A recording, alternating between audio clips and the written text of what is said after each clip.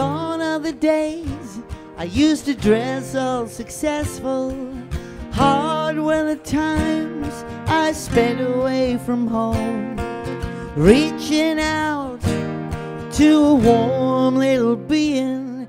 Got me healing dog, and I'm found. My healing dog, and I'm grounded. My healing dog reminds me what matters. She looks up to me when I look down. I got me healing dog, and I'm found. Like a girl has a pony at the corner of her vision, a baby needs his mother all the time. A woman wants a muscle in the arms of her lover. My healing dog helps me shine. My healing dog slows my mind. My healing dog dreams right beside me.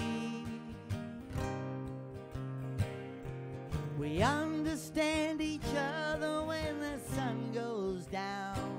I got my healing dog, and I'm found. Old injuries, physical and soulful, imaginary enemies and damn faint praise. In the loving regard of my powerful companion, my spirit sings through the days. My healing dog.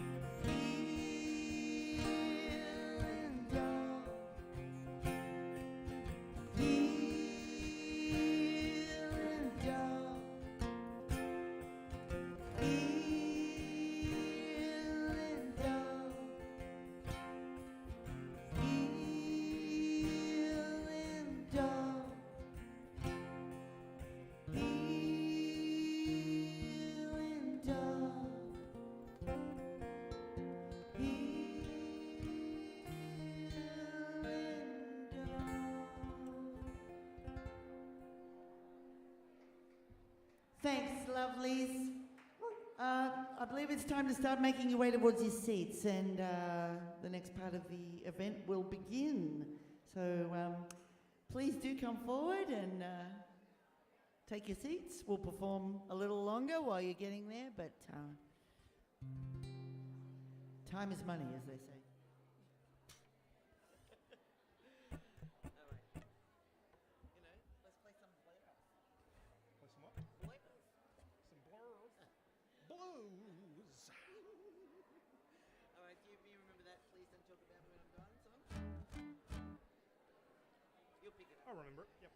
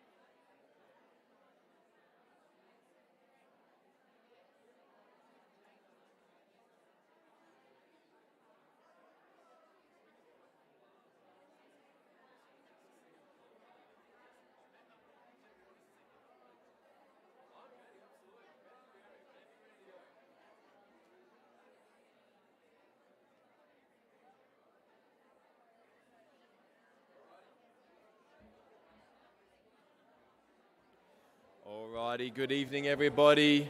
Good evening, thank you all for attending. Welcome to tonight's wonderful event, the City of Greater Geelong's Women in Community Life Awards 2023. I am the Mayor of City of Greater Geelong, Trent Sullivan, and I will be your MC for the first half of tonight. And what a spectacular turnout we have for this event indeed. I would like to thank Sarah Carroll and Shannon Bourne for the music on the way in this evening, and we'll be hearing more of them on the break we have halfway through the ceremony. Now, on behalf of the City of Greater Geelong, on behalf of all the speakers here this evening, I acknowledge the Wurriki people as the traditional owners of the lands, waterways under these magnificent skies on which we meet this evening. We pay our respect to elders past and present, acknowledge all Aboriginal and Torres Strait Islander people who are part of our greater community here in Greater Geelong. And I'm absolutely thrilled to see so many people here tonight, as I've said, here to honour the outstanding awards up tonight and to support the nominees and to celebrate International Women's Day. I would particularly like to welcome Nikki McKenzie, Wadawurrung traditional owner, who will shortly be providing us with a welcome to country. Always honoured to have Nikki. I would also like to acknowledge our keynote speaker, Ally Watson, as well as our Junior Mayor, Irene Malillo, and Deputy Junior Mayor, Alina F. Tikari, who will be conducting the Q&A session we'll be having with Ally, and as well as the members in Community Life Advisory Committee. Now, I'd also like to send a very warm welcome to my fellow councillors who are here this evening. Councillors Cadwell, Maloney, Murrahy, Mason, and Deputy Mayor Aiken, who is here as well. And I'd also like to welcome all the representatives and sponsors for the award categories here this evening. We wouldn't be capable to do this without having such amazing people, taking ownership of this as well and providing support. Unfortunately, our state MPs are unable to attend this evening as it is a parliamentary sitting week, so we fully understand that obligation.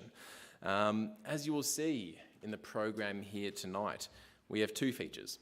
One is the presentation of the awards for these fantastic categories, and the second will be, as I've mentioned, our keynote speaker, which we are very fortunate to have. And we'll also then be breaking at 6:30 for light refreshments and light networking as well. But before we begin, I have a few housekeeping measures, that's why I'm up here. So can I please ask that everybody turns their phones off to silent? I know there's people here who have one or two or maybe even three phones as well, including work, so please be across all of them. The toilets are located next to the lift. Oh, I've always wanted to do that sort of airline hosting. So down there to your left and your right, that's down there. I might just stick with politics, I think. I'm not really cut out for that.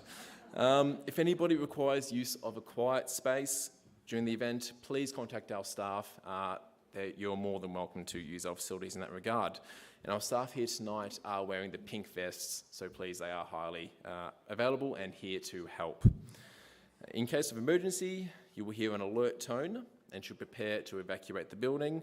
And all guests are to follow the instructions of the security guards this evening, who are our safety wardens. The emergency exit is located next to the stairwell. There we go again. In the centre of the space, and the wardens will escort you out of the building to Johnston Park across from us, should that be needed. Now, to formally start the event, it's my honour to welcome and introduce Nikki McKenzie, Wadawurrung traditional owner, for the Welcome to Country. Thank you, Nikki.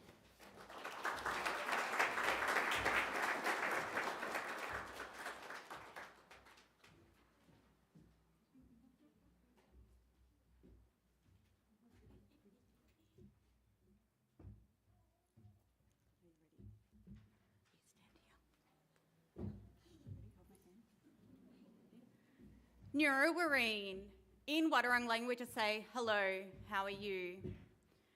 Kimbani bari Wadawurrung ja, kijanich, kinkimba wadanich, jinjimba wadanich. Welcome. This is Wadawurrung country. Let us all come together, walk together, and learn in peace. We acknowledge the original custodians of the land, the Wadawurrung people of the Kulin Nation, and recognise all Aboriginal and Torres Strait Islanders' unique cultural and spiritual connections to the lands, waters, seas and skies. We pay our respects to elders, past, present and emerging, to all other Aboriginal and Torres Strait Islander people here present and across the nation. For we hold the memories, the traditions, the culture and the hopes of our future generations. I say Niatni, thank you to my beautiful daughter Nakaya, a future leader, for walking beside me today. And I say Niatni, thank you to Bunjil, the creator of this land which we meet upon. Niatni Bagabata, Wadurungja, thank you, and take care on Wadurung country.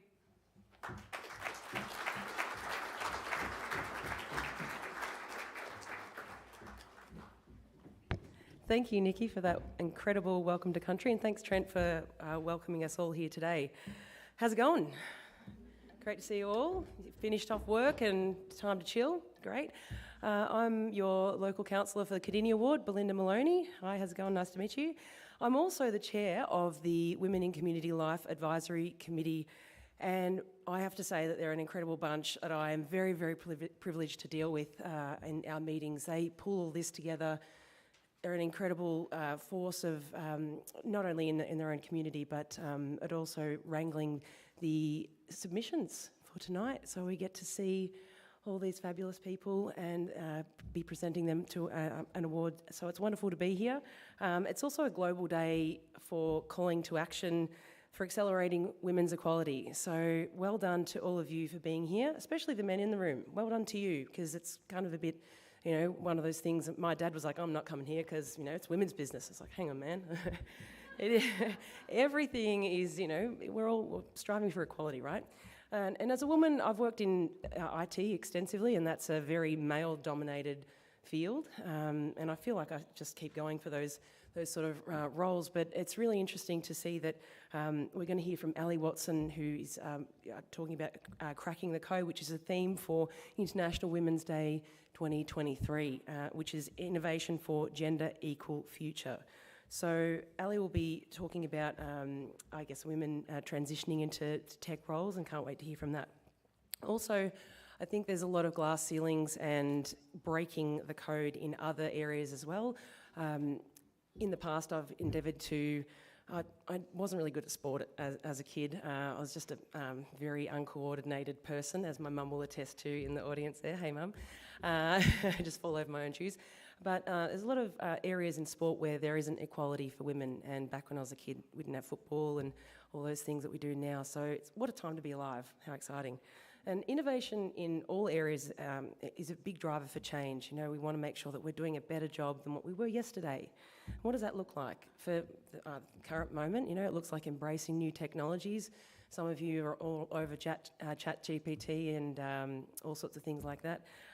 There's a lot of women championing in STEM, which is my area, science, technology, engineering, and maths. I think that when we look towards a gender equal future, it's important to encourage women to get amongst it, and not just in, you know, in things like football, where we're not traditionally perhaps hanging around, but also in the fields that are a bit more technical, because we belong there and we're brilliant.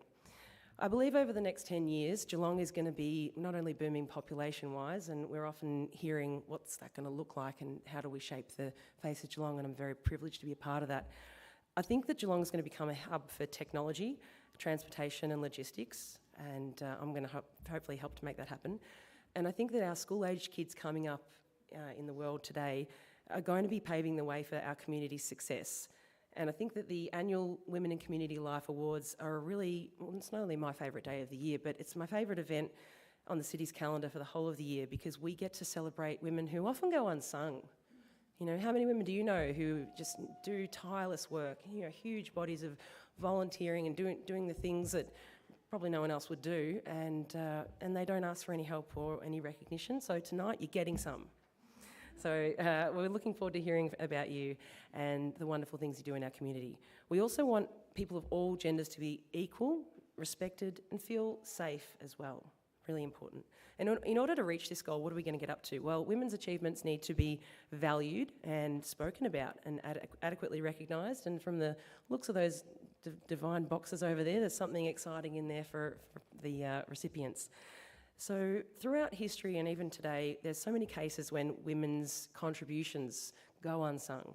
Women still get paid less than men. What is it, 73 cents in the dollar? It's a bit rough.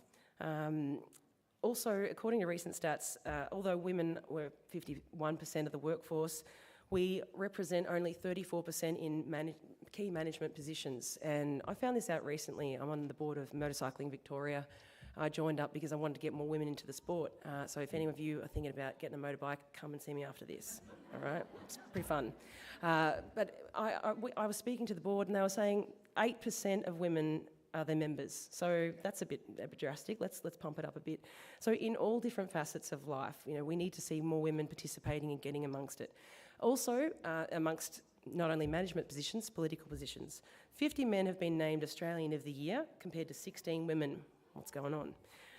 We also are underrepresented in statues. I know that some people don't like to even see photos of themselves around, but there are 580 public art statues in Melbourne and only 6 are of women.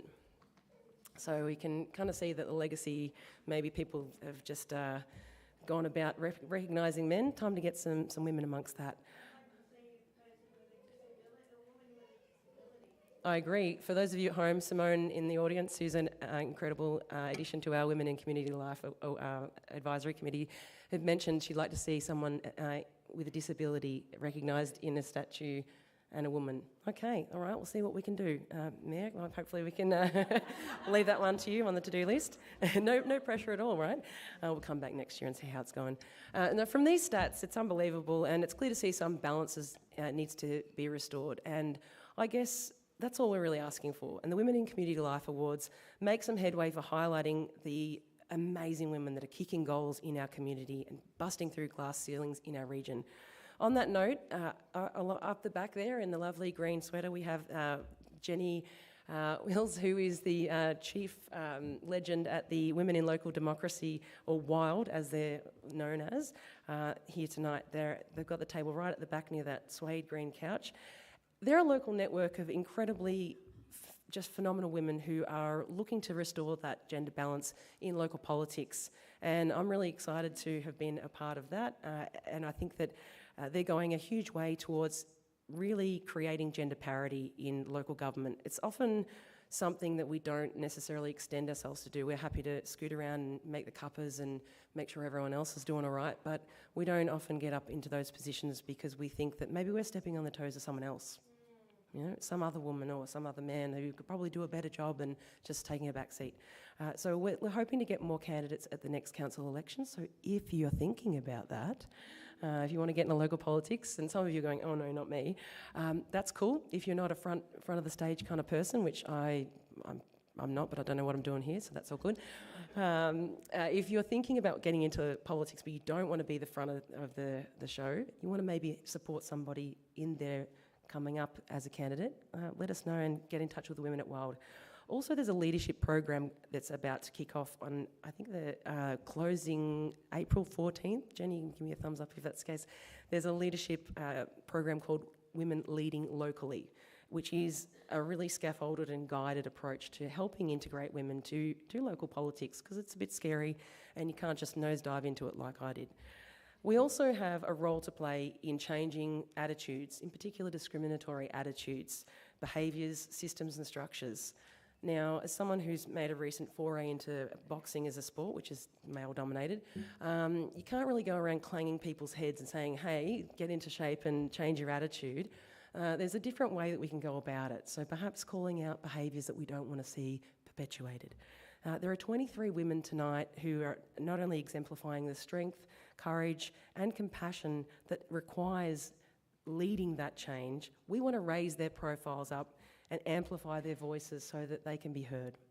I want to extend my congratulations to all the nominees here tonight, and on behalf of us all, thank you so much for contributing to our beautiful Geelong region. I'm so proud of you all and to all of you for coming along today to support women. I'd like to also introduce another legend, Robin Stevens, the Director for Community Life here at City of Greater Geelong, who's going to say a few words. Thanks for having me, guys.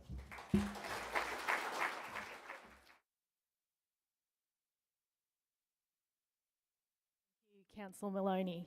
Not sure I've ever been called a legend before, but I'll take it. So, yes, my name's Robin Stevens and I'm the Director of Community Life here at the City, and it's my great pleasure to address you as the Executive Address this evening. It's a wonderful event, and how fabulous is it to welcome you all into our wonderful new building here at Wurriki Nyal, and having this opportunity on this level too, so great to have you all here, and a sellout crowd with a waiting list. So it just shows how important this event is on the calendar in Geelong, because I was also at a sellout event this morning for the committee for Geelong and see a few familiar faces as well. So really lifting the importance of this event and recognising women. I'd like to also acknowledge the Wadawurrung people as the traditional owners of the land, waterways and skies, and pay respects to elders past and present, and acknowledge all Aboriginal and Torres Strait Islander people who are part of our Greater Geelong community and those who have joined us here this evening. So I'm very excited to celebrate with you all, and I would also like to acknowledge the work of the Healthy Communities team, and in particular Monique Balmer, our Gender Equity Officer, who's been leading the work in bringing this amazing event together. It's a power of work to coordinate the awards and to coordinate an event, so I think well done and congratulations to the team.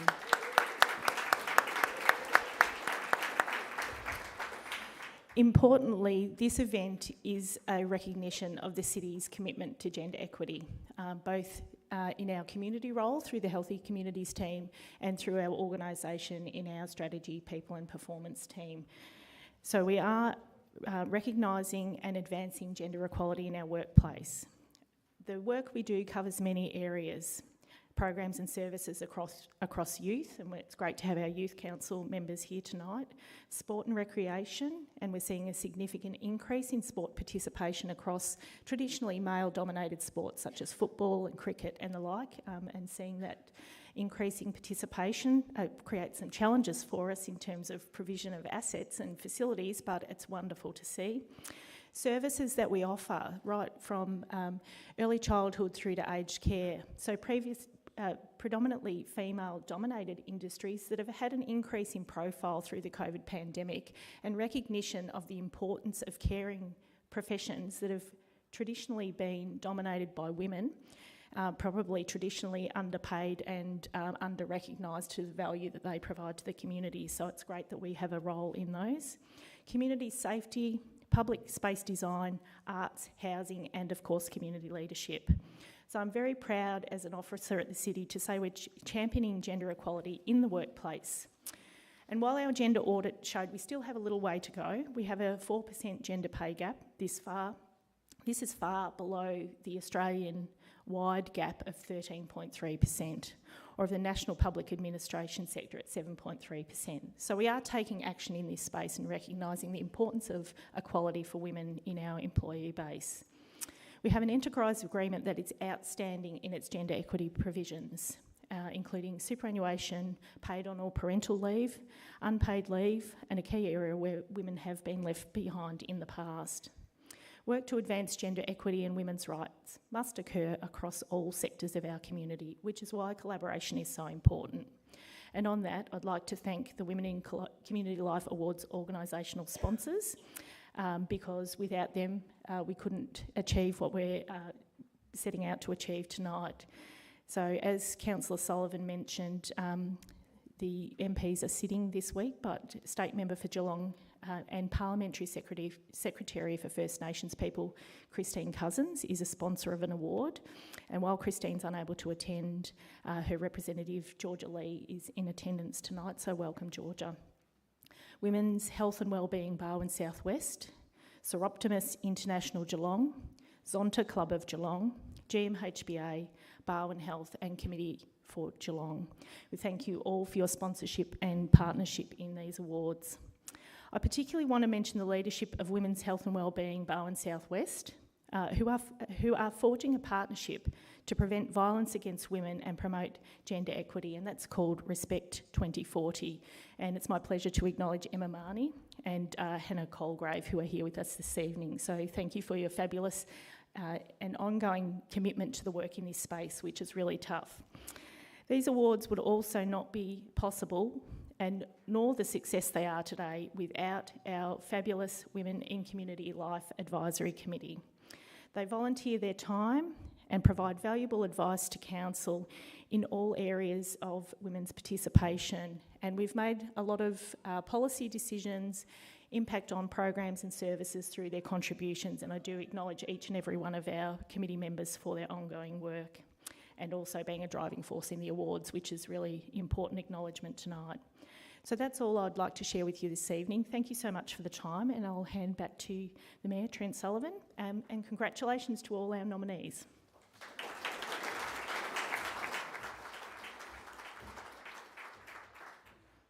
Thanks, legend. Robin. Greatly appreciated, but Robin is definitely a legend in our organisation. And Councillor Maloney as well. Great points around the statues. Just excluding the bollards, off the top of my head, I can only think of one female statue in Geelong actually right now, which is just not right. However, I will say that it is the largest, so that is 1 point. But after 60 years, we haven't put up a new statue yet, so there's great strides to be made in this area.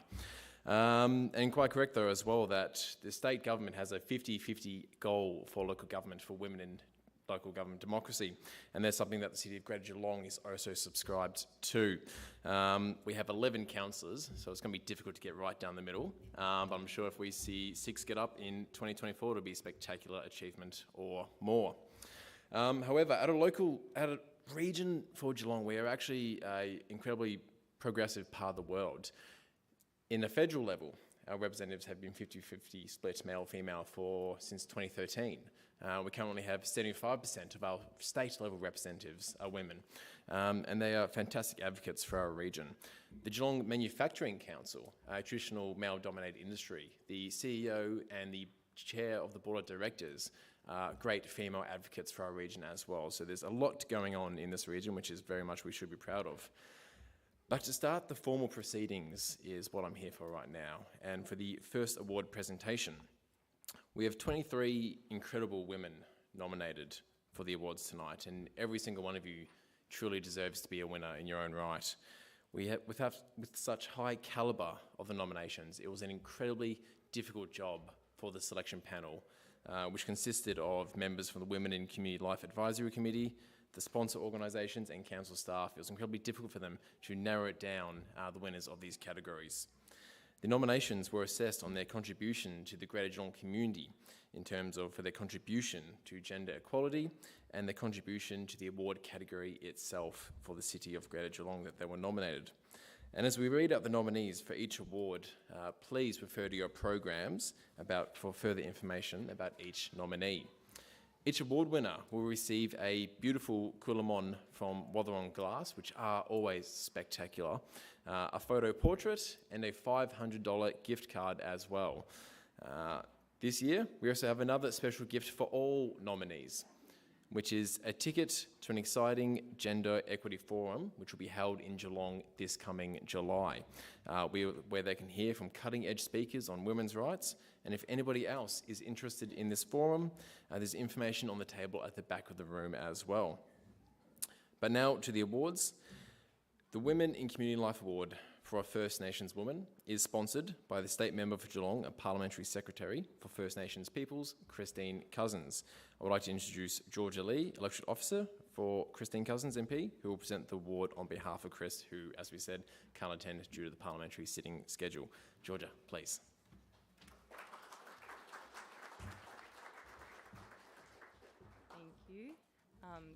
Chris wants to send her apologies for not being here, but she's passed on some words for me to say. But I would like to start by acknowledging the traditional owners of the land on which we meet, the Wadawurrung people, and pay my respects to their ancestors, past, present and future. And I acknowledge all First people here tonight and thank them for their care of our land and waterways. Later this year, we will have the opportunity to vote for a First Nations voice to Parliament. This is a simple ask, that we recognise First Nations people in our Constitution and we make real progress on closing the gap by truly listening. This is a defining moment for our country. We all have a responsibility to make change. I will be voting yes, and I hope you do the same. I'm sorry I can't be here tonight. I'm in Parliament, as you've mentioned.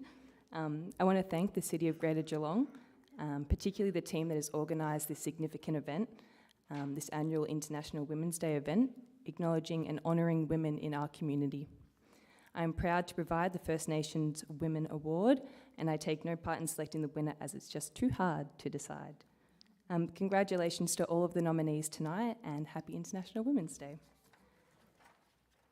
So, The nominees for this award have demonstrated great achievements in advocating for caring for country, sharing cultural knowledge, and supporting First Nations women. The nominees for this award are Kylie Skew and Melinda Kennedy.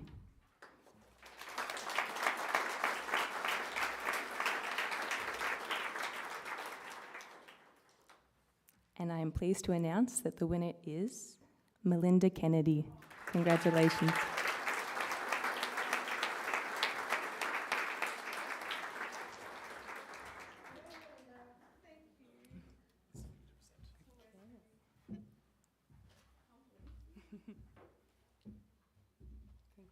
Oh, thank you. Thank you very much. Oh, sorry, Bothrong. I really do respect you. I'd like to thank, obviously, the City of Greater Geelong and also the Women's and Community Board and all the people that have, nominated me and chosen me based on many things as I wear a lot of hats. I would also like to say, Nyora Narak Melinda Kennedy Warang Baranguk Wurriki Nyal Warangja. So a little bit of speech in language always helps. And I would also wouldn't be here without the community of Geelong. So without them, I wouldn't be standing here because I wouldn't have a community to serve. I would also like to respect the people that have supported me. I'd like to thank my life partner, Aaron, my mum, Mary, my sister, Raylene, my auntie, Glenda, Christy, Catherine, my business partner, Dr. Heather Threadgold, my deadly sisters, Julie Saylor, there's many of them, Gabrielle Fletcher from Deakin, Jessamy, and my newfound friend, Sissy, in the Victorian Aboriginal Heritage Council. And all of the amazing people in my life. I'm humbled to be awarded for practicing what is right. And what I practice is my culture, so I feel a little bit wrong about getting an award for being just, true to my culture and respecting everyone and being proud to have you living on my country. I feel very humble and very happy to have all of you living on my country, because without you, we wouldn't have a beautiful country. So thank you.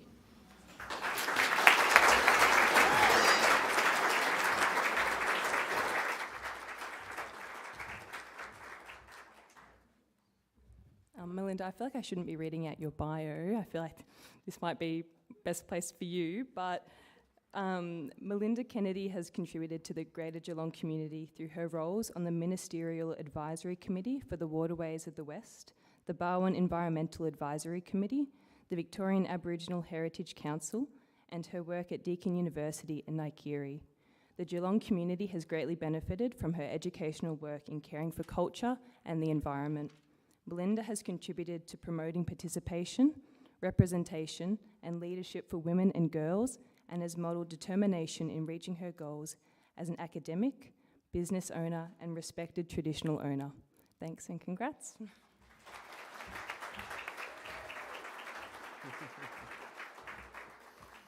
I hear the hollering from the back of the crowd. Keep that up, we like that. Bit of noise. Thank you, Georgia, and congratulations, Melinda, as well.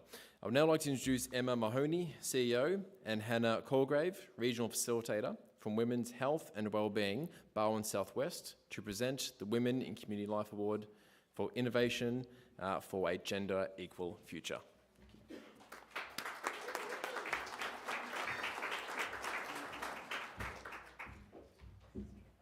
Hello, everyone. Thank you to City of Greater Geelong for having us here today. Women's Health and Wellbeing are the regional health promotion organisation for the Barwon Southwest region.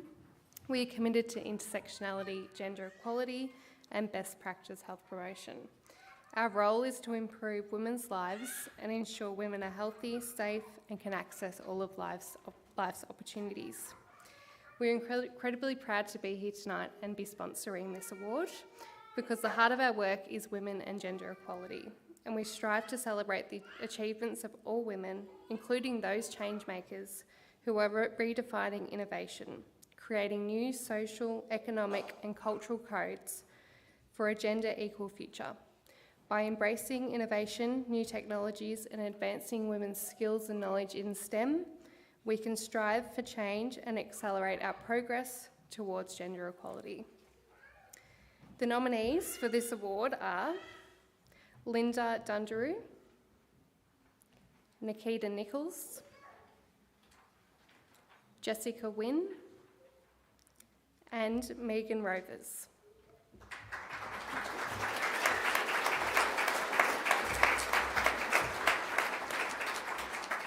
Just have to excuse me as I open the envelope and reveal that we're really pleased to announce, I'm taller than I look, that the winner of this award is Jessica Wynne.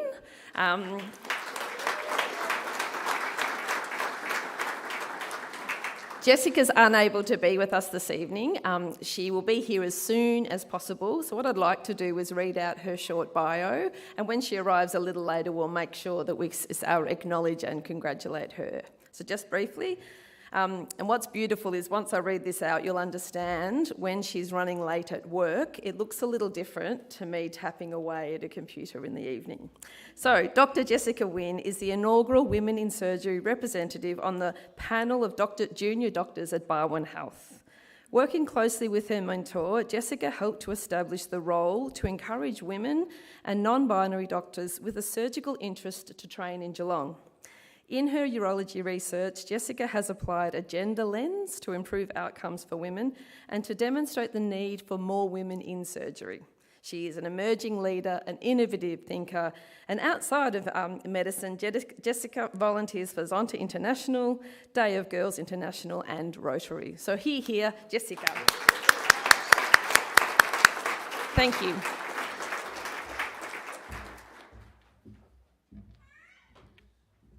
Thank you very much, Emma and Hannah. And yes, Jessica will be here as soon as possible. We can understand how busy she must be. I would now like to introduce Denise Hibbins, President of Seroptimist International Geelong, to present the Women in Community Life Award for Education. Denise, please.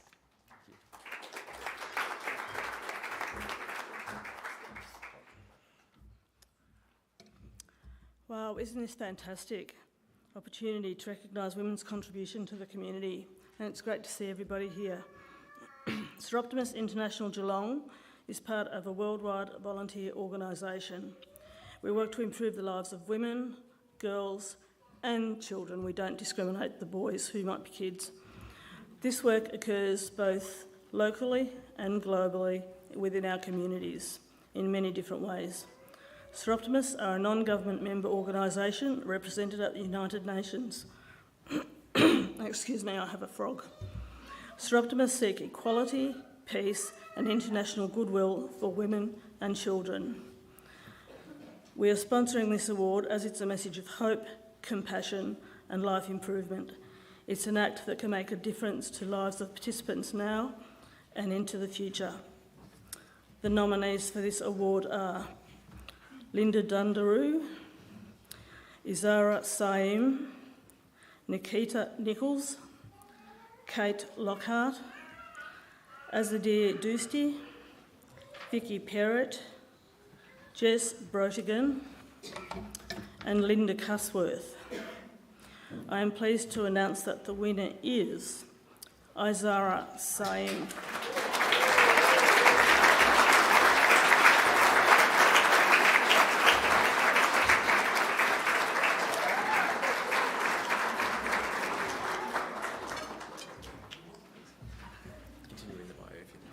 Yep, okay.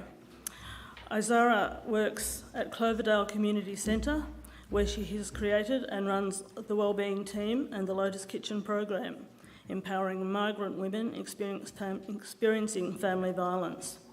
This work also includes supporting people who have experienced modern-day slavery.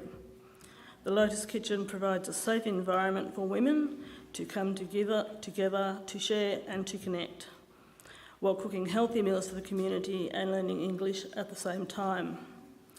The programs address a multitude of issues faced by migrant women, including family violence, language difficulties, and lack of employment opportunities. Ozara also mentors and teaches social work students and support clients who experience mental health issues and homelessness. Congratulations.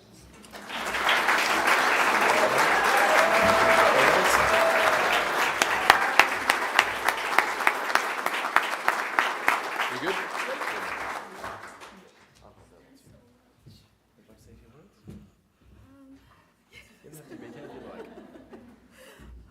I have to be honest that I'm very nervous because this is the first time for me in Australia or even in Thailand that I have to speak in front of a lot of people. I would like to say thank you so much to the team at Cloverdale Community Centre, and there's so many names, I didn't have a list here with me, and the people who support me along my journey since I arrived in Australia. And without these people in Geelong community, I wouldn't be here and doing what I do today. Because before, I always think that, you know, what is my life is gonna be in Australia? What am I gonna do? And one day I find that the self of belonging, that I belong in this community because I can help people, I can support people from multicultural background, I can be their voice, because sometimes speaking in English, you know, it's very anxious. And I know that a lot of people in multicultural community have a dream, and you know, when they come from another country and come and live here, they want to, they have a dream, but they're scared because so many barriers. They can't speak English, that's a big barriers, and they don't know the system in Australia, and it's very hard for them to understand and learn because of those barriers, so stopping them to follow their dream job. So I guess education for me, sometimes it's not about going to school. We can learn, you know, everywhere, especially at the Cloverdale Community Centre or the neighbourhood house, Victoria, because you know, people sometimes, especially immigrant, they to go to school in you know, like it's very intimidating. Yeah, so when they come to the community center, there's so many programs and, you know, so many things to know in this community that can make their life better and easier. So I think that would be some kind of education that I do, and after that they can do the next level when they're ready. Thank you.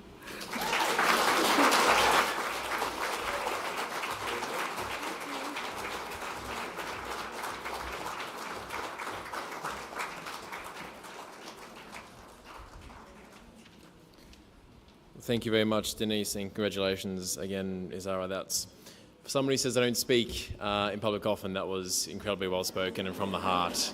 So congratulations once more. We're now going to pause the award presentations to hear from our fantastic keynote speaker, Ally Watson. As noted, this year's International Women's Day theme is Cracking the Code, Innovation for a Gender Equal Future, and there couldn't be a more perfect speaker for this topic than Ally Watson. Ally is the founder and CEO of Code Like a Girl, a social enterprise that provides girls and women with the confidence and tools to take on the world of code and to reimagine the future of technology. As one who has seen firsthand how traditional gender types, the stereotypes of, have limited opportunity for women across society at large, she strives tirelessly each day towards breaking these biases, and recently has been decorated with an Order of the Australian Medal. Ally is a... Yeah, round of applause for that one. Let's just go for that one.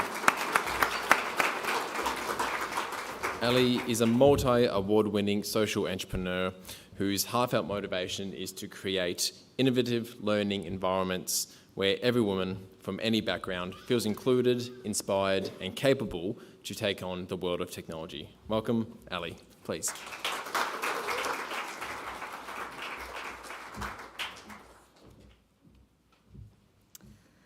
Azara, that was a very hard act to follow. We're here because it's International Women's Day, and I'm so privileged to be invited today. As we mentioned, cracking the code is the theme this year, and I mean, I think for the last 3 months our inbox has been off the hook because our business name on our business, surrounds coding. And it's funny, I think there's been a little bit of confusion in certain places that I've been. I think sometimes they think International Women's Day is maybe, another holiday like Father's Day or Valentine's Day, and there's lots of cupcakes and cards for women and celebrating women, which, I'm not opposed to. But International Women's Day exists because women today face barriers and limitations that are still preventing them from accessing the same opportunities as others.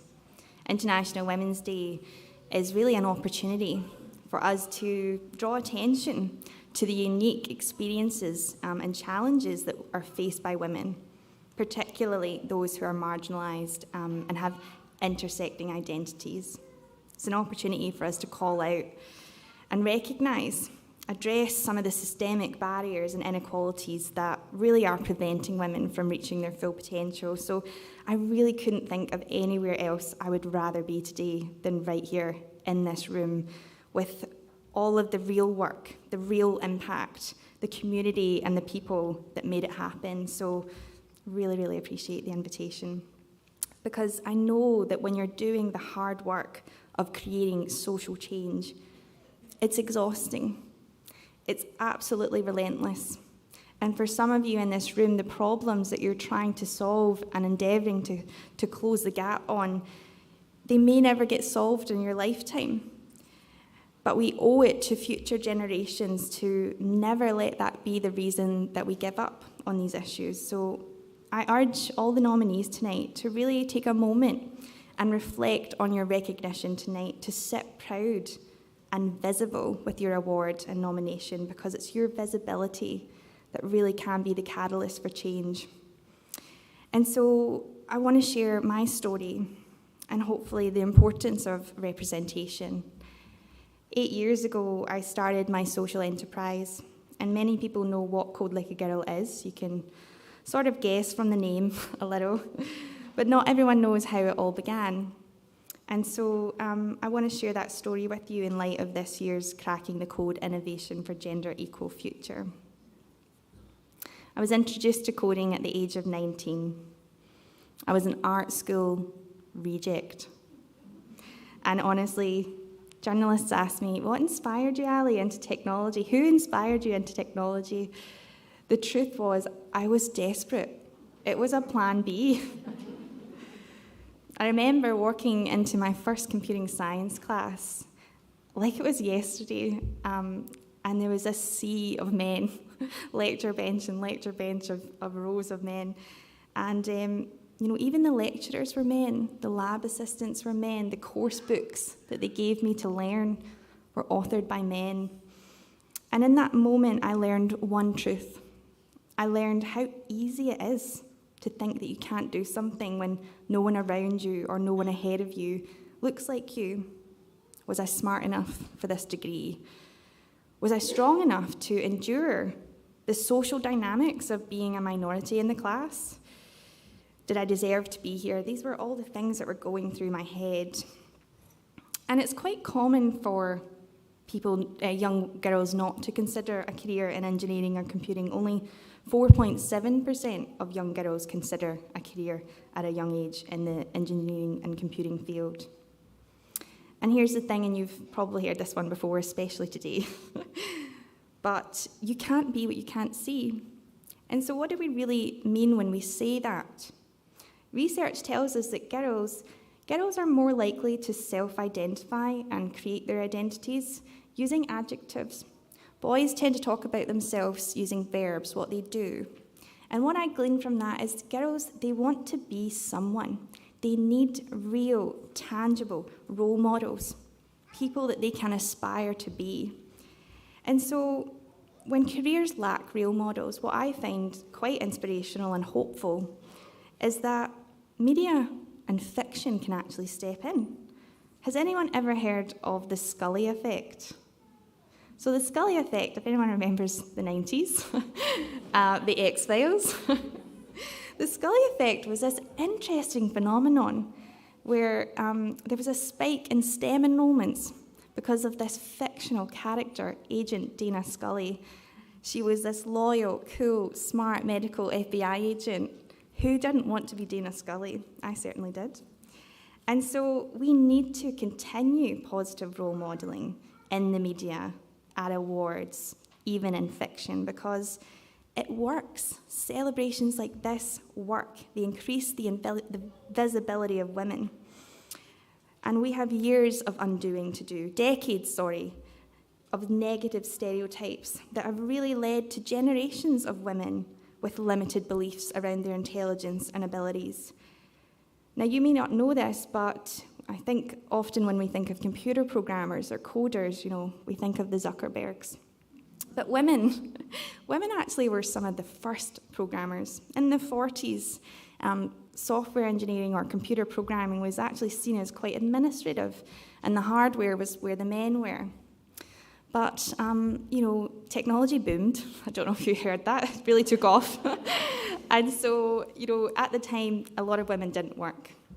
And so men started joining the field. And women continued to play a part, Interestingly, women continued to study computer science at the same rate of medicine and law and physics. But then 1984 happened. Does anyone want to have a guess about what happened in 1984? Cool, I'll tell you. The first personal computer hit the mainstream market. Appreciate that. And so marketing ads, recruitment ads, suddenly you saw men everywhere in this field. Even toys that encouraged tinkering and problem solving had a little boy on the box. It all made sense now. Many of my peers in my degree, they'd started young, Lego, Meccano sets, moving on to Game Boys and consoles in their teens, building PCs with their uncles. Technology really was a common thread to their childhood. It was that point I realised that Barbie and the Spice Girls, I think they might have betrayed me. Whether we knew the consequences at the time, I believe that we excluded women from arguably one of the greatest wealth creators of our time, technology. And as a girl who grew up in a council flat in a council estate in Scotland, the youngest of 4 daughters to a single-parent mum, graduating with my computer science degree honestly was one of my proudest achievements. The OAM sort of trumped that a little. Because education afforded me so much financial stability and financial freedom and the opportunity to live in one of the best countries in the world, and that's Australia. And so what happened next is I fell in love with the curriculum, the course, technology. I really loved learning about human and computer interaction. You may not know this, but there's a heap of design and psychology that goes into creating amazing technology experiences. And this was a world I knew. And so learning the tools and the code to create these experiences was such a satisfying skill. And I learned that arts and design background was actually a brilliant marriage of skill set for technology. I learned that my differences were my strengths, and the importance of having diverse people with diverse backgrounds coming to the field of technology. So fast forward, 2015 now, I'd changed companies, I'd changed countries, but one thing didn't really change, and that was the gender gap. Ally, how do you feel about being our first female hire? Ally, how do you feel about being the only woman on the team? These are questions that I was presented at almost every job I would go to. And it started to get a little bit tiring. It started to feel lonely. Hands up if you've ever tried to make friends as an adult. It's quite hard, isn't it? It's not as easy just to ask someone out. And so here I was in Australia, a year on from migrating, and I didn't have much friends or I had no family here. And so I was building new networks. But I really missed female friendship. And I think someone touched on this already. I think it was, the last speaker touched on this. But did you know that belonging, a sense of belonging, is a basic and fundamental human need? That a recent MIT study found that we crave belonging and connection in the same area of our brain as we crave food. It's so a basic need of ours. And so when people lack a sense of belonging, it can really lead to things like depression. I wanted dearly to meet other women who were passionate like me about technology, who, I could share a glass of wine with and chinwag about programming languages, as you do. And so I jumped online and I started a website, codelikeagirl.com, and I posted my first ever event in Melbourne. I thought like 10 people would turn up because I swear I'd never saw another woman in my career. And I couldn't believe it when 100 did. That part I'll never forget, though, was the feeling of standing in a room full of women for the first time. Women who were accomplished computer scientists. Some of them were coders and developers like myself, and others were just aspiring to be those careers. It was the first time in the 8 years I'd been working in the industry that I felt it. I felt I belong here and we belong here. And so that night really did change my life. I started a mission to make sure that every woman felt that way, that she belonged in technology. And since its inception, we've taught thousands of women and girls to code and placed hundreds of women into paid employment through our internship programme. And I'm so excited to say that off the back of this success, we've just received a very large federal grant to scale and expand the work that we've been doing. Thanks.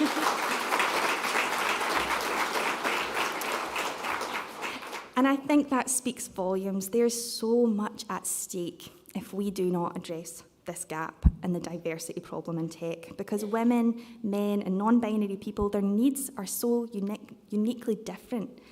Whether it's their health, whether it's their socio-familial, whether it's their safety, their recreational needs, everything, it's so different that if technology isn't represented by teams of equal representation with a vested interest in those needs, then our future world will never be an equitable one. The tech that we build today will determine the world that we live in tomorrow. But if the tech continues to be built by a homogenous representation of our society, then it will never be an equitable one.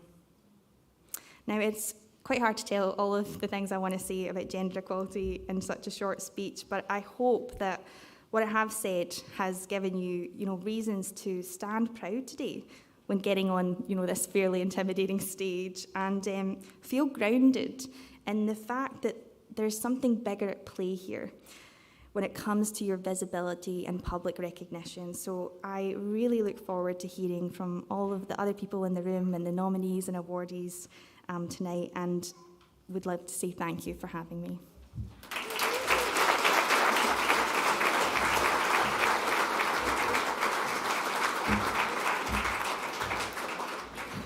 Well, thank you very much, Ally, for your motivating speech for everybody in this room. It truly is an honour to have Ally make the time in her busy day to come down and speak with all of us, so it's an absolute honour to have you here. Thank you once more. Now, I would now like to welcome to the stage, actually, I might pull you up again in a moment, the City of Greater Geelong's Junior Mayor, Irene Melillo, and Deputy Junior Mayor, Alina Eftikari to chat and ask some questions that have been submitted by our guests. To yourself, Ally, so I might call you back up, please, and I'll hand over to my new up-and-coming star MCs, please.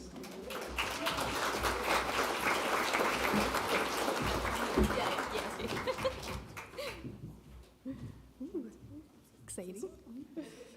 Hi everyone, my name is Irene, I'm the Junior Mayor. And I'm Melina, I'm the Deputy Junior Mayor, and we're here from the Youth Council Advisory Committee.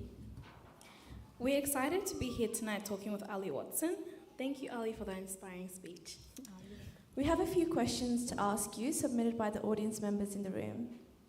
Our first question has been submitted by one of our award nominees, Vicky Parrott.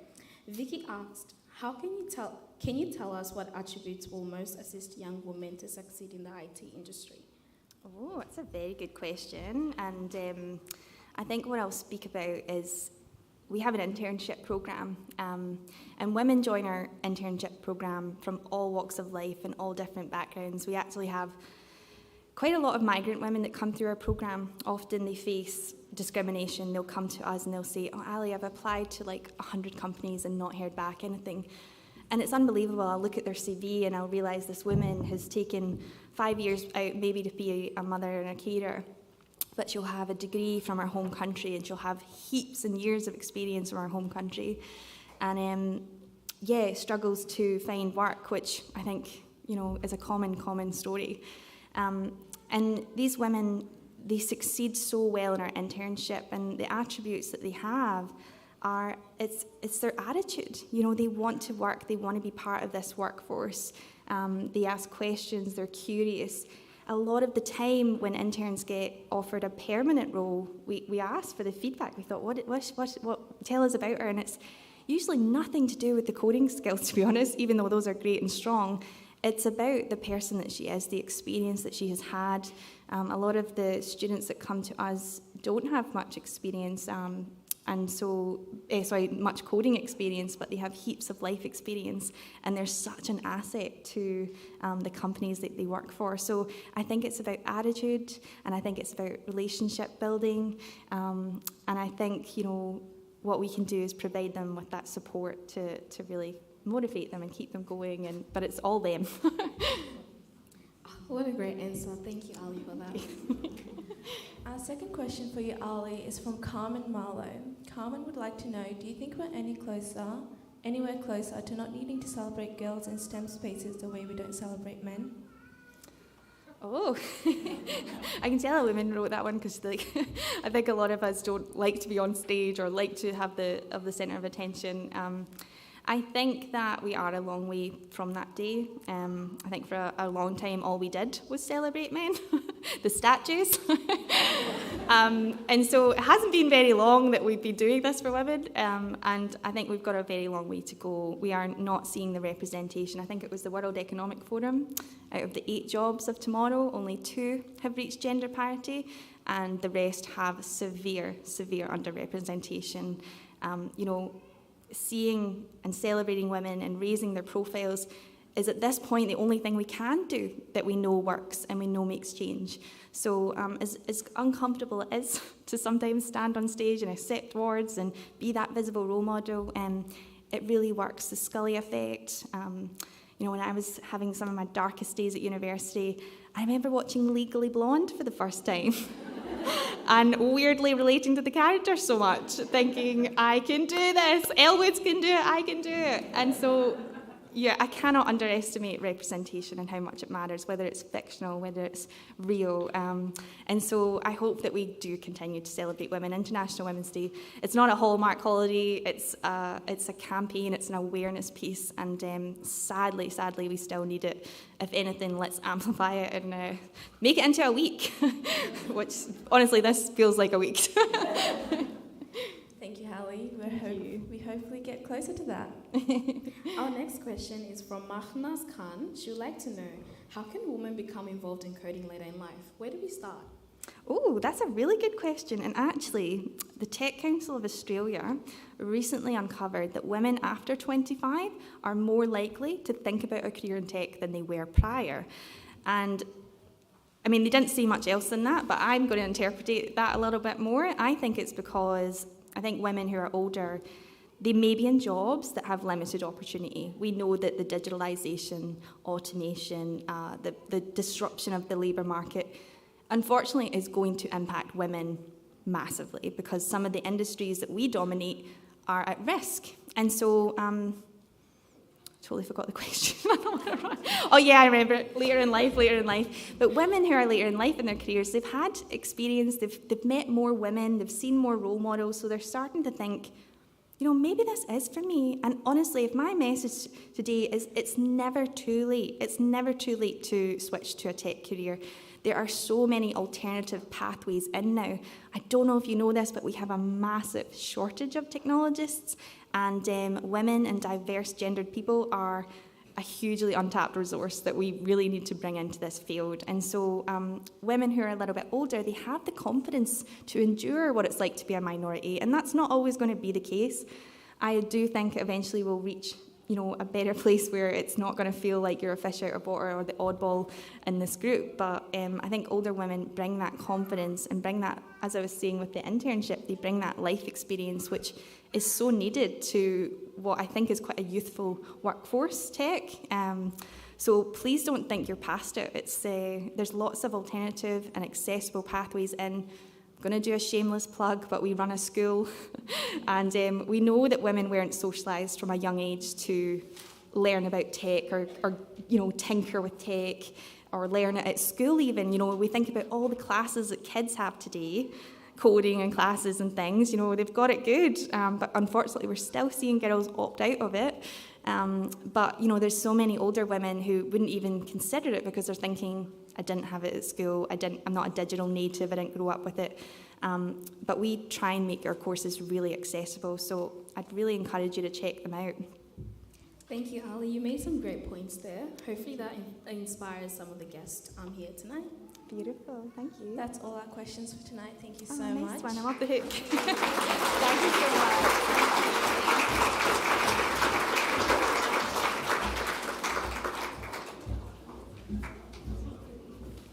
Well, thank you very much, Ally, Irene and Elena.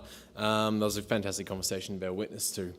We will now have our 30-minute break for some supper and some light networking. So if you'd like to make your way to the rear end of the room, where you'll find the refreshments along the tables there. We also have some great music by Sarah Carroll and Shannon Bourne. And a reminder to those who are interested to please check out the Women in Local Democracy table at the back. And if anyone needs fresh air, that can be accessed by the ground floor via the lifts. And if you need access to a quiet space, please contact staff. Thank you. Oh, that was a bad one, wasn't it?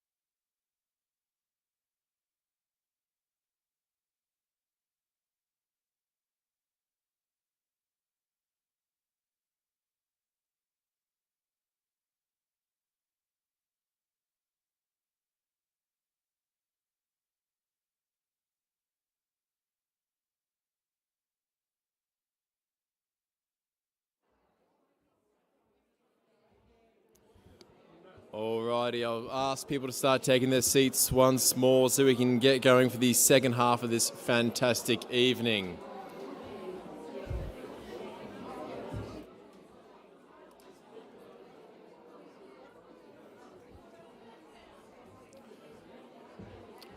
All right, as people start milling in, taking their seats, I hope everybody had a chance to grab a bite, eat, drink, light refreshment, and had some couple of good conversations. Plenty still going on, but even more reasons to catch up later and stick around after this event as well. Okay, it is my absolute pleasure now to reintroduce to the stage Emma Marnie, CEO, and Hannah Colgrave, Regional Facilitator from Women's Health and Wellbeing Barwon Southwest, to present the Women in Community Life Award for Innovation for a Gender Equal Future. Please.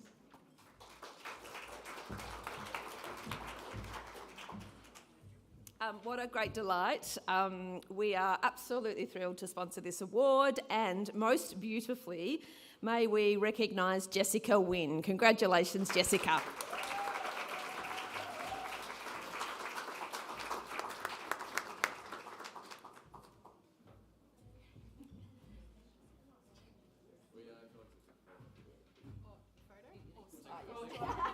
Sorry, you can tell I came in late. I have no idea.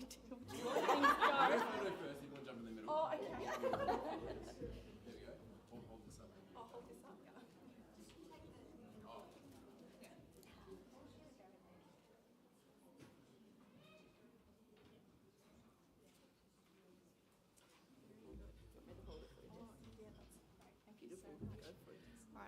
Hi everyone, thank you so much to the sponsors and for the City of Geelong for supporting this exciting award.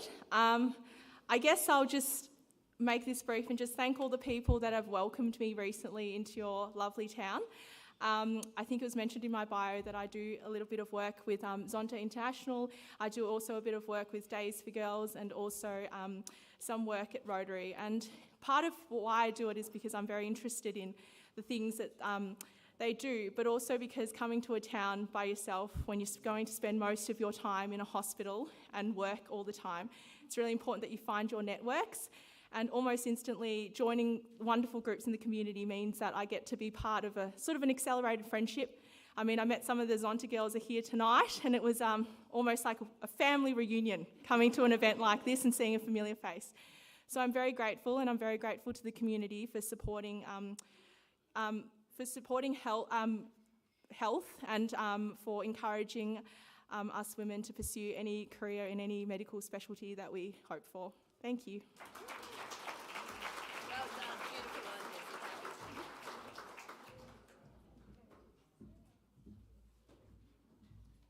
Thank you very much again, Emma, Hannah, and congratulations, Jessica. It's now my pleasure to hand over to Councillor Cadwell from the Brownbill Ward, who will be emceeing the second half of this evening with the presentation of 4 more awards to come. Councillor Cadwell, please.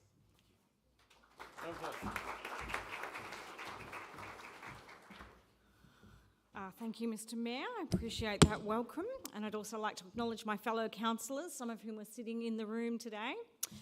For those of you who don't know, my name is Melissa Cadwell. I am your newly elected councillor for the Brownbill Ward. I wish I could say that I had increased the number of women councillors on the City of Greater Geelong Council, but I have at least maintained the number at 4. So for those of you who don't know, I replaced recently Sarah Mansfield, who was elected at the State Parliament in last year's state election. And I'm now joining my fellow sister councillors, Belinda Maloney, who's here tonight, Kylie Grisbeck and Stephanie Asher. So it's really wonderful to see the recognition of women's contribution to the Geelong community, and I want to congratulate all of the winners and the nominees here tonight. And on this International Women's Day, let me join Belinda and the Mayor in encouraging any women or female identifying people to consider running in the 2024 council elections, which are actually not that far away. So now to the formalities. I'd like to introduce Deb Schmidt, the board member of Zonta Club of Geelong and the chair of Zonta's Service and Advocacy Committee, to present the Women in Community Life Award for Human Rights. Deb? Thank you, Councillor Melissa. I'm pleased to be here tonight representing the members of the Zonta Club of Geelong. Zonta International is building a better world for women and girls, and a world in which women's rights are recognised as human rights and every woman can achieve her full potential, have access to all resources and are represented in decision-making positions on an equal basis. In such a world, no woman lives in fear of violence. So it's easy to see why we are particularly pleased to be able to sponsor the human rights category of these awards. Gender equality is a basic human right, and its achievement has immense socio-economic implications, yet gender inequalities are deeply rooted still in every society. Zonta International has spent 100 years advocating for gender equality and the human rights of women and continues to fight for this cause. Zonta and its clubs advocate on a variety of issues related to gender equity and women's empowerment through its many partnerships with the United Nations, the Commission on the Status of Women, Zonta Says No to Violence Against Women campaign, and the Zonta Says Now to Gender Equity and Climate Change campaign. In addition to our advocacy efforts, Zonta educational programs and international service projects work to empower women and provide them opportunities to live on an equal basis. In Geelong, our club has been able to support local women to complete their secondary education with scholarships and specific awards, and we have 2 major service projects that we complete. We make breast cushions, approximately 25 a month, for survivors of breast cancer and deliver them to the Andrew Love Centre. And we make up to 1,000 birthing kits annually to provide clean birthing environments for deliveries of babies in remote areas of underdeveloped countries. So the nominees for this award have demonstrated great achievements in advancing human rights across food security, safety, legal and justice services. The nominees for this award are Lana Purcell, Angela O'Callaghan, Reagan Cavannino, Linda Cusworth, Isara Siam, June Ryan, Elsie Stokey, Melinda Kennedy, and Susie Bordamus. So without further ado, I am very pleased to announce that the winner is Lana Purcell.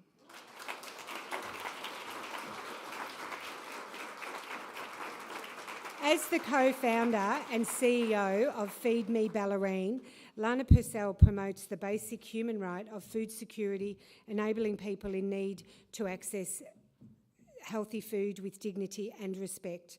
She supports volunteers, manages Feed Me, and works alongside stakeholders to provide those in a vulnerable period in their lives with food parcel and meals. Lana also acts as a mentor and role model by revealing pathways for women to utilise their existing skills in logistics, marketing, food preparation, hospitality and small business. As a community leader, Lana has transformed the perception of food rescue and food insecurity in our region. Thank you, Lana.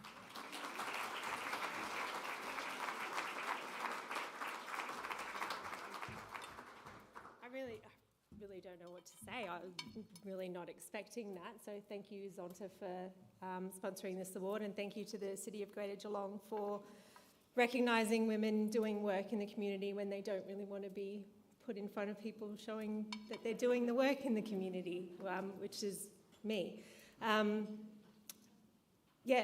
Feed Me is a community organisation run by volunteers, and I think there's about 75% of them are women that are volunteers, with over 538 volunteers in the region that are working to just supply the basic right to food to anyone that needs it in the region. So the side effect of having 538 volunteers that are working for you, we're able to change their lives, not just the lives of the people that we're delivering food to. So I've seen young girls come in as volunteers that weren't leaving the house due to social anxiety or some disabilities that they have, and they're now coming out of their shell and they're getting jobs, and it's incredible to watch.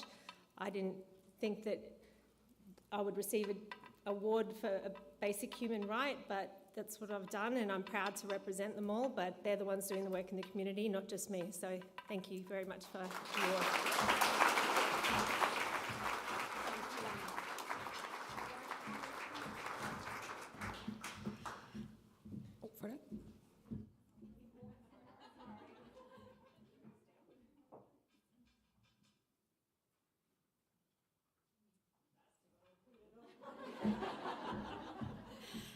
Oh, well, thank you, Deb, and congratulations again, Lana. So, I would now like to introduce Tracy Gilligan, who is the Interim Chief of People and Culture at Barwon Health, to present the Women in Community Life Award for Disability Rights.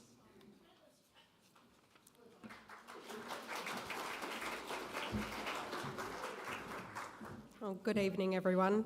Barwon Health is thrilled to sponsor the Women in Community Life Award for Disability Rights again this year. We sponsor the Disability Rights Award because of equity of healthcare is everyone's right. Health equity means all people have a fair chance to reach their full health potential and are not disadvantaged by social, economic and environmental conditions. This includes fair access to healthcare professionals, healthy food and safe living environment. At Barwon Health, our Disability Participation Action Plan sets out our role in improving the lives of people with disability living in the Geelong region and surrounds and brings us closer to becoming a fully inclusive employer. Everyone in our community deserves to enjoy the very best health and wellbeing, and we're constantly working to provide additional supports to ensure we're meeting our vision. Tonight, I'm so pleased to share the nominees for the Disability Rights Award. These women have demonstrated great achievements in advocating for rights and opportunity for people with disabilities. The nominees are Chloe Hayden, Reagan Cavanino, and Jess Robinson. I'm so pleased to announce that the winner is Jess Robinson.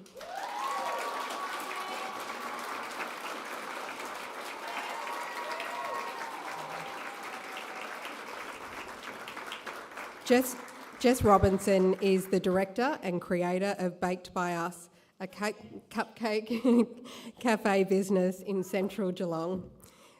Jess, who is neurodivergent, supports other young people with disabilities to gain real work experience and cafe skills in her business. The day-to-day life of the participants has been enriched by giving them positive experiences and teaching them real life skills. Jess is a young woman, business owner and autistic person. She has had an outstanding impact on the Geelong community by creating the safe space that is Baked by Us. Congratulations, Jess.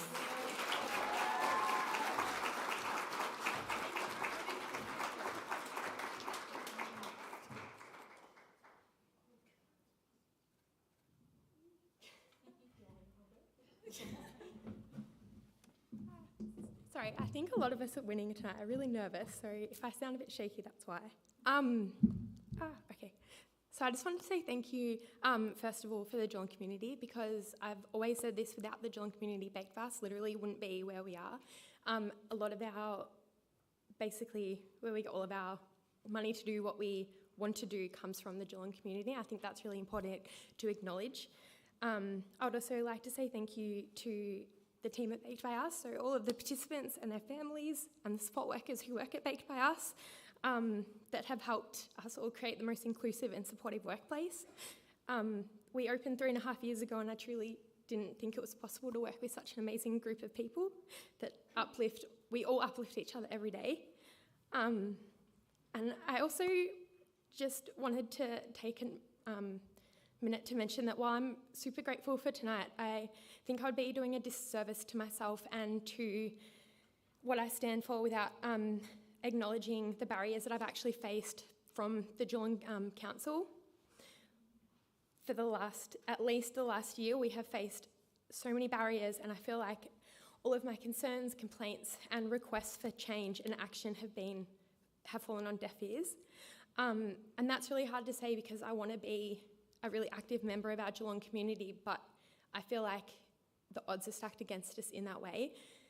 If you do want to learn a bit more about that, I do speak about that quite openly on our social media. I don't really want to talk about it tonight, but I do want to acknowledge that. There's one really important thing that I just also wanted to speak about, that while we're celebrating women that are doing excellent in their chosen profession or whatever they've chosen to do that's gotten them here tonight, I think it's really important to mention that 93% of people who have a disability who are at a working age actually aren't employed, and those barriers that they cite as the reasons are lack of skills and education necessarily to gain employment, and it's also the second one that they cite is that they don't have insufficient work experience, and that's what Baked Fast do. We create a safe environment for people to come and gain real workplace skills to transfer those into hopefully mainstream employment, because a lot of these people are capable of mainstream employment, but they just need the confidence to get there. I think that if we are looking for a more inclusive future, this isn't just talking about closing the wage gap and the people that are capable of working. We need to be talking about the people that aren't capable of working. And not due to lack of them, their drive and their willingness to work, because there are so many people with disabilities that want to work and want to be part of our community, and they're not accepted into it because they are shut out and excluded from mainstream workplaces. I think that the government, including the Geelong Council, need to start looking at ways that we can support smaller services like myself. We need funding and we need support.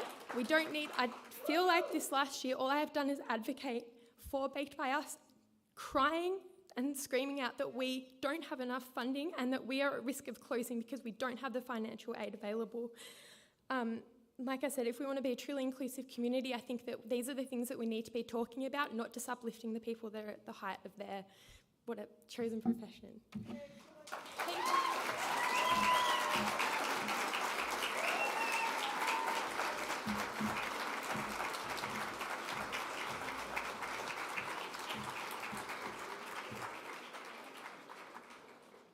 Thank you, Tracy, and congratulations again, Jess. That's a hard act to follow, and we understand your passion, and we applaud it.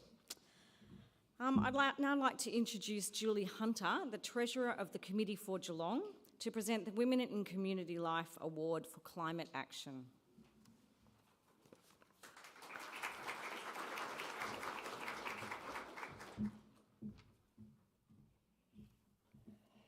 Good evening, everyone. Thank you for inviting me and allowing the Committee for Geelong to be involved in these prestigious awards. It is a privilege to be here tonight on International Women's Day and recognise the incredible work of women across the region. Thank you to all nominees. We are grateful for your work and the time you give to making Geelong a better place for us all.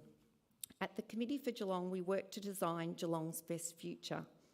As Geelong develops over the next 50 years, it will be critical to support its growth through thoughtful economic development, employment and innovation, but also ensure everything we love about Geelong, including our enviable lifestyle and environment, can be sustained for generations to come. Central to this is making sure we maintain an inclusive community where no one is left behind, and make sure Greater Geelong is environmentally sustainable, a leader in renewable energy, and that our natural assets are protected. The Women in Community Life Award for Climate Action recognises the incredible work of the following 5 nominees who consistently and tirelessly work to ensure Geelong is a regional leader in climate action and demonstrate remarkable achievements in leading our communities to protect the environment and promote sustainability. I'm proud to announce the 5 nominees for this award are Nikita Nichols, Jenny Knox, Kate Lockhart, Vicky Perrott and June Ryan. Thank you to these incredible nominees. Your work is now more important than ever. Tonight, unfortunately, there can only be one recipient of the Women in Community Life Awards in the category of climate action. On behalf of the Committee for Geelong and the Greater Geelong community, I'm very pleased to announce the winner is Kate Lockhart.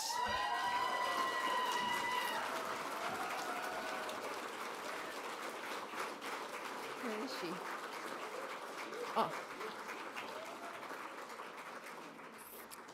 As president of Ballerine Landcare Group, Kate Lockhart is a tireless advocate for preserving, protecting and restoring the natural environment. Kate has been involved in Ballerine Landcare for more than 15 years and has served as president for 5 years. Her support for planting trees and plants on the Ballerine has created a legacy for our community. As mother of 3 children, including 2 girls, gender equity is a key driver for Kate. Outside the environment, Kate's volunteer contributions include the Drysdale Primary School, Ballerine Secondary School and the Drysdale Tennis Club. Congratulations, Kate, such an incredible and worthy recipient of the Climate Action Award.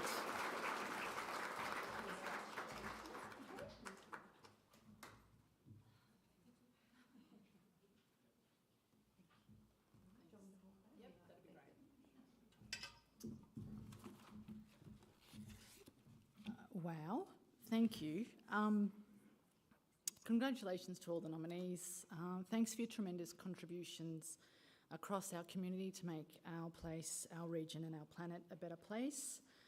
To all the generous nominators that, particularly mine, because clearly they wrote a very good application. I still don't really know what they said, but thank you. Because I know that you are also very busy people and I'm very grateful for the care and effort that you give to me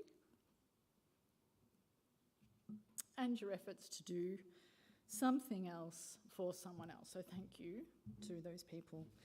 To the women through the generations whose shoulders we stand on, thank you. Rest in peace, we are making progress. And can I just say, I needed to say, isn't it amazing sitting up in this timber laminated building amongst the treetops? Trees are very, very important to us in very many ways. I really want you to remember that. I wouldn't have been here if I didn't believe that. And I just wanted to say to everyone, because I know you're all generous people, because you wouldn't be here if you weren't kind-hearted and hardworking. Can you continue to give your heart and mind to keep stepping forward and stepping up, because our planets and our daughters still need us. So thanks very much to the City of Greater Geelong. It's been a fabulous night.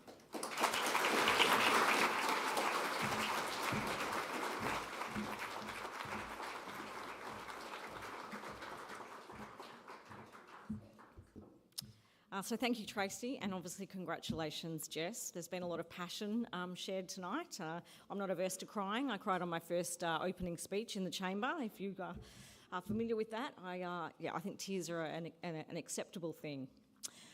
So I'd like to now introduce Julie Hunter, the Treasurer. I'd like to now introduce Kate Barlow, the Chief of the People and Culture team at GMHBA, to present our final award for the Women in Community Life Award for Leadership in Women's Health.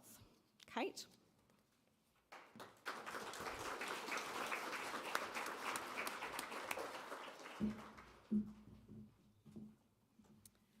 Thank you very much. Good evening, everyone, and happy International Women's Day as it comes to an end. It's been a real privilege for me to be here tonight to support the Women in Community Life Award for Leadership for Women's Health. GMHBA is a health insurance and a healthcare company, and our purpose is really to support and empower our communities to live healthier lives. So this award really taps into everything that we stand for and our values. We really believe it's important to champion all women in our communities who are making a difference in the healthcare sector. It's never been so critical as we've learnt over the last few years. So the nominees for this award have demonstrated great achievements in improving women's access to healthcare or providing crucial services. And I'm pleased to advise that the nominees for this award are Lana Purcell, Kylie Skew, Azadir Doosty, Jess Brodigan, Susie Berdamus, Frances Bilbao, June Ryan, Sarah Jane Jure, And last but not least, Jessica Wynne. And I'm pleased to announce that the winner is Kylie Skew.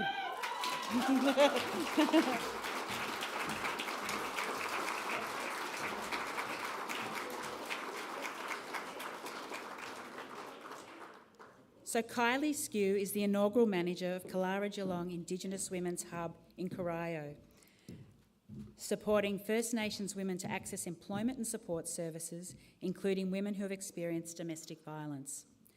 Kylie brings a holistic health approach in her work that considers the whole person and their mental, physical, social and cultural health. Kylie goes over and above to provide a safe space for women to come together, assisting them to build cultural strength, health and connections. Kylie is also a member of the G21 First Nations Communications Pillar. Huge congratulations, Kylie.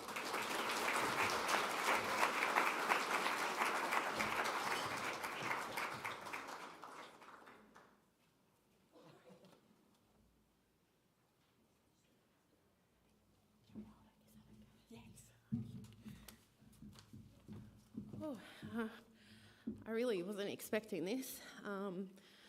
I'll start by saying in grade 6 I won an award and I stood on the stage and cried for 3 minutes, so we'll hope we can better that. Cam and Lisa from Kalara, who are here today, thank you for trusting me to build the Women's Hub. I love going there. It is such a privilege to be able to help the women that come in. Without their courage to be able to come and knock on the door or give me a phone call, there'd be no one to help. And it is a hard thing to stand up and say, I need some help. So to be able to link them in with whether it be a service, cultural workshop, whatever it is that they need at that time in their lives, it's just a privilege. And thank you to my support group who's over there. Much love to all of you. Yeah, that's it. Thank you.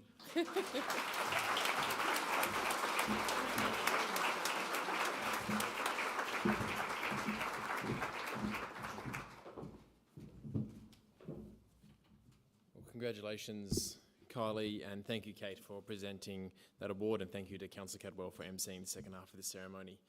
To end the evening, can I please ask that all winners and nominees come up to the stage now for a special thank you and photo opportunity, please. So all winners and all nominees, please, to the stage.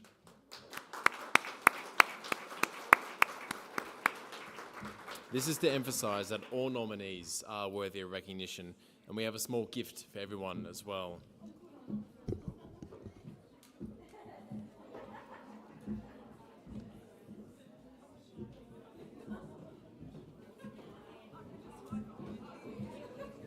Careful not to fall off the back, please. Come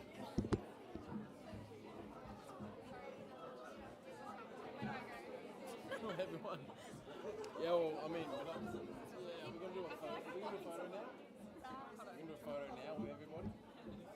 Yeah. Tell me where.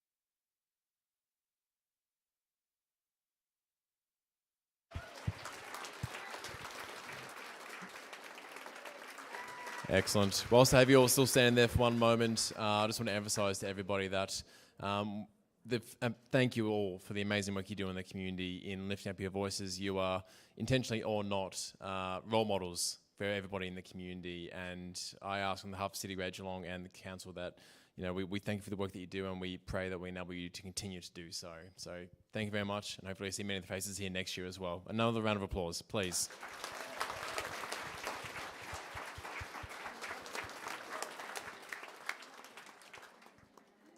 All right, thank you very much, everybody. Enjoy the rest of your evening, and we'll see you all soon. Take care. Come back here. There's the gifts for all the nominees as well, so make sure everybody receives their bag.